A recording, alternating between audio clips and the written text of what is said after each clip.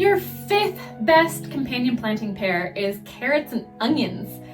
Carrots and onions do like it a little bit cooler. They're a great thing to plant in the fall or spring, both of those. But what's really cool about planting carrots and onions is they repel each other's pests. So onions will keep off carrot flies, carrots will help protect those onion plants, and even though they both grow underground, they actually grow at different depths, and so they can be planted pretty close together because you want the smell, that's what really repels those things, to be close enough so they repel those different bugs off of the plants.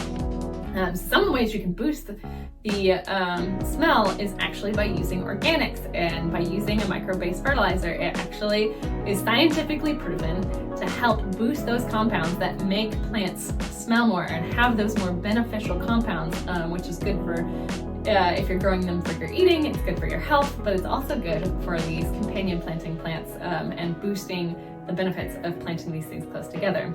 Another thing to consider is the soil. So because these grow underground, if your soil is clay or hard or not broken up, then you're gonna get some weird looking carrots because carrots are tender. They will fork if it's too hard for them to grow straight down. And so you wanna make sure that you're adding compost, you're adding organic materials, you're really looking at what your soil quality is before you plant these. Or otherwise you'll get some weird looking crops. And the other thing is you don't want to plant them too deep. Like carrot seeds, if you're growing them from seed, they're going to want to be really close up so that the leaves can get up to the sun faster.